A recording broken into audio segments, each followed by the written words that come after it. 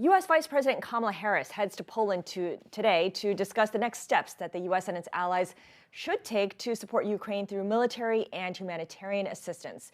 Now, her trip comes a day after a rare public disagreement over Poland's offer to share its fighter jets with Ukraine. This is a plan that the Pentagon rejected. So let's bring back our friend Melinda Herring. She's the deputy director of the Atlantic Council's Eurasia Center to discuss this and the latest in Russia's war in Ukraine. Melinda, I want to start with first the statement from the Pentagon with regard to Poland's proposal. The press secretary, John Kirby, said,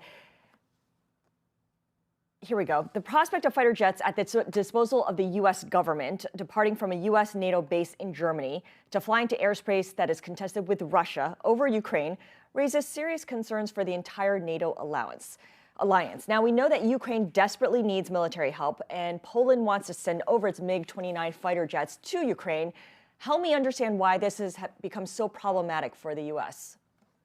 Hey, Scarlett, thanks for having me back. Okay, so yesterday, something really rare happened. We saw the the internal workings of diplomacy, and they shouldn't have gone public. This all should have been conducted, in embassies, on telephones, in hotels. We shouldn't have seen the details, but we saw some details, and what's happened was what you said. So Poland wants to give its MiGs, their Soviet fighters, to Ukraine. Ukrainian pilots know how to fly these guys. But here's the deal. They wanted to take the Polish planes, send them to Germany, to the U.S. Air Base, and then the U.S. would be responsible for getting them to Ukraine. And the U.S. backed out. The Poles made this public, and the U.S. said, what? No, that's not what we're talking about. And then the Pentagon said that it's logistically too complicated and that there's no substantive rationale for doing it. Now, that plan doesn't make sense. What we should be doing is the following. It should be much more simple. Take the planes from Poland and move them to Ukraine. The flight is less than an hour long. It is not logistically complicated, and it is not dangerous. It is not going to set us on an escalatory path with Russia. Mm-hmm. So this is a piece of cake. I don't know why they added the Germany bit to it, but this is something that should be done now. So Russia has more. Go ahead. No, why did Poland make it? Why did Poland make this proposal public, and why would Poland want the U.S. and Germany involved? I have to speculate here, Scarlett. I think that Poland made it public because they wanted to force the White House to make a decision. The White House does not want this. The White House is afraid of its own ghost. The White House is not going to like me saying this, but they're afraid that this will set off an escalatory cycle, which it won't.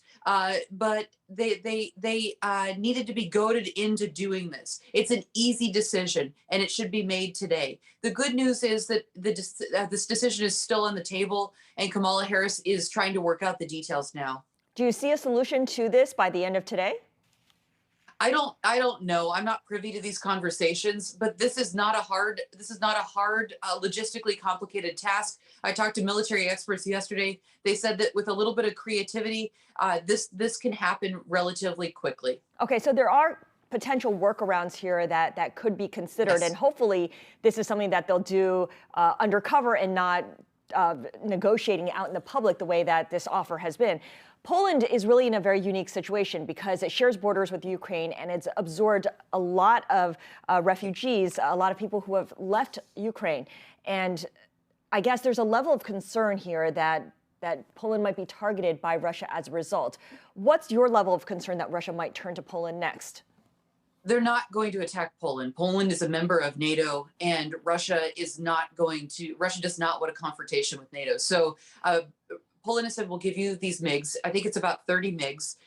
And in exchange, they're going to give them to Ukraine for free. And then they will buy F-16s from the United States. And if those F-16s, it's called backfilling. If those F-16s aren't ready, there are other alternatives. The United States could provide air power until the F-16s arrive. We're not going to leave the Poles high and dry. There's ways to make sure that Ukraine gets the MiGs while making sure that Poland is still safe and secure. Okay, so you said Russia won't attack Poland, but Russia has been doing plenty in Ukraine, including new video out today that show Russia struck some buildings and a hospital complex in the southern part of Ukraine, including a maternity ward. Now, it's not clear whether the hospital was fully operational at the time, whether there are any casualties. We're still waiting on that. Do you see this as the war entering a new phase in which Moscow is taking a more brutal and indiscriminate turn when it comes to directly targeting civilians and civilian infrastructure? Yes, Scarlett, that's exactly what the Russians are doing. They're regrouping and they're going to hit harder, and we're going to see more loss of life. That's why it's really acute now. The West can make a difference if it sends the MiGs and if it continues to send military equipment to Ukraine. And the West also needs to find an urgent way to ensure the passage of people who want to leave. So the town that you're talking about, where that maternity ward was targeted, is in Mariupol, which is in southeastern Ukraine. It's very close to the Donbass, and the pictures that have been released are horrific. Mariupol has probably the worst humanitarian crisis in Ukraine now. A child died from dehydration yesterday. They're melting snow because they don't have water. The Red Cross is finally on the ground. There's no food. There's no electricity. It's a terrible situation. But you know what? We're going to see more of it. I regret to say very much. Yeah, the humanitarian crisis clearly is worsening by the day here. I guess that might be why a top aide to Ukraine's President Zelensky now says the country is open to discussing Russia's demand of neutrality so long as there's a ceasefire, a total ceasefire, and a withdrawal of Russian troops from Ukraine, which seems unlikely given what Vladimir Putin has said his aim is. Do you see any room at the moment for any kind of diplomatic solution or even progress on the diplomatic front? I think it's always worth a try, Scarlett. I don't think Vladimir Putin is in a mood to negotiate. He's angry, and and the West thinks that Ukraine is doing so well, and Ukraine is doing well. But I think we need to avoid self-congratulatory talk. We don't have a lot of information about what's going on in the southeast. There's not a lot of reporting down there. A lot of the reporting that is coming out is not done with military folks to analyze the situation for us. It's fantastic that the Ukrainians have held out, but we're only 2 weeks in. Mm-hmm. We're only 2 weeks in, and if Russia continues to step up its campaign and make things worse, especially for civilians on the ground, what are the next steps when it comes to the U.S. and Europe alliance's response? Are they going to just impose more sanctions, more severe sanctions? I mean, how much more severe can those sanctions get? They could impose some more sanctions. I think we're just likely to send more and more military equipment. I think that's about all that Ukraine can count on, unfortunately, at this point.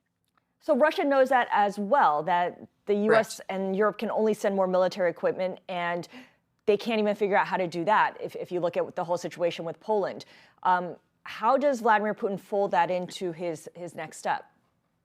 Well, I would say that the West has done a good job of sending military equipment. We've sent a ton of it. The United States has, Canada has, all the Western allies in Europe as well. They've done a fabulous job getting equipment there. Cargo plane load after cargo plane load. I think the MiG debacle yesterday, though, shows the limits. Vladimir Putin can threaten, and the West is afraid of him. So if he says, do it or else I'm going to bring the nukes out, the West says, okay, whatever you say. He just won a lot of points yesterday if we stand down and don't send those fighter planes in. But he can always play that card, right? That he'll bring the nukes out. And that's something he's already done several times. Does it Correct. lose effectiveness after a while? Or does it still leave the U.S. and Europe scrambling? I think it still leaves the U.S. scrambling. And part of it is that no one knows what's in Vladimir Putin's mind. So he is different than he was when he took power at the end of 1999. He's always been a risk taker, but he's been a cautious risk taker in the past. And what he's doing in Ukraine, those moves are not moves of a cautious risk taker. So he's become more paranoid and more like he was paranoid to begin with. He's a spy, right? Mm-hmm. But he got more isolated and paranoid during COVID. And his circle's so small, it's really hard to predict his behavior now. And I think the West and Western decision makers are really afraid that one stray move could cause Putin to unleash more violence on civilians or to use nuclear weapons. Do Russians see Vladimir Putin as similarly changed as well in his behavior and his calculations? So the mood in Russia, I think, is 50-50. 50% of the country is really upset at what he's done and they want no part of it. They're afraid that he's ruining the economy and he's ruined the life. He's ruined the social contract. So the social contract with Vladimir Putin was, hey, you can't participate in politics, but you can have a nice middle class life. You can vacation around the world. Russia's a great power again, but no politics. That was the social contract. That social contract is over now.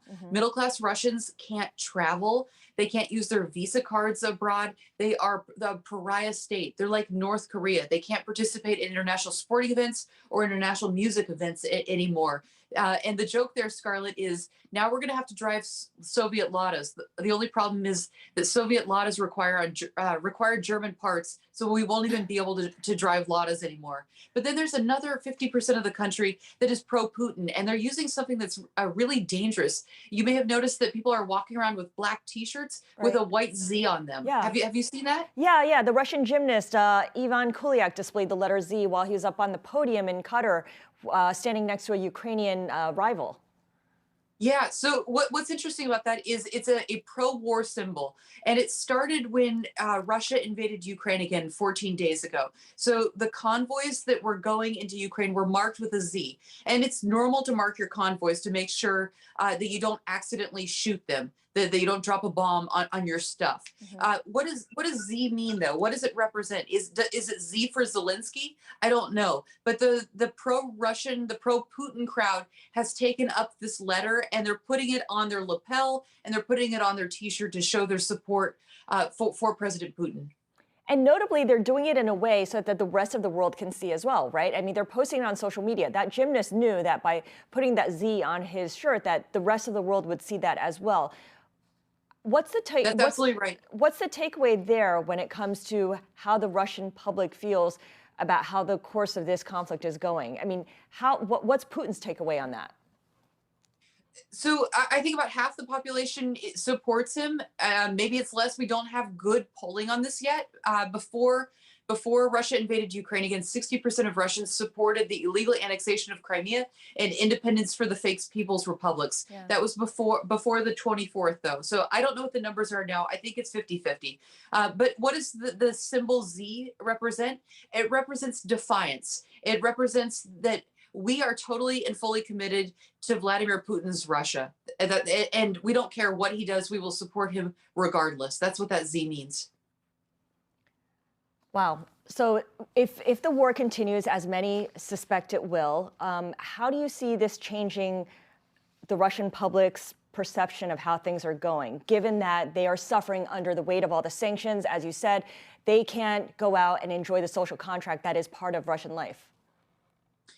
So we don't know. And I'm not trying to evade your question, but there's a lot of questions that we just simply can't answer. Yeah. Can the street force Putin out?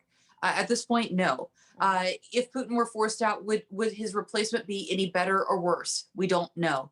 How long, how much migration will there be? People are starting to move to Yerevan, Armenia. People want out. How hard will it hit the Russian ruble? We don't know yet. So there's a lot of unanswered questions. I think these are some of the most interesting questions. Will Russia be able to weather this? Will Putin be able to keep society together? Well, we'll continue to come to you for more insight. Melinda, really appreciate your joining us and giving us your perspective on the war in Ukraine. Melinda Herring is Deputy Director of the Atlantic Council's Eurasia Center.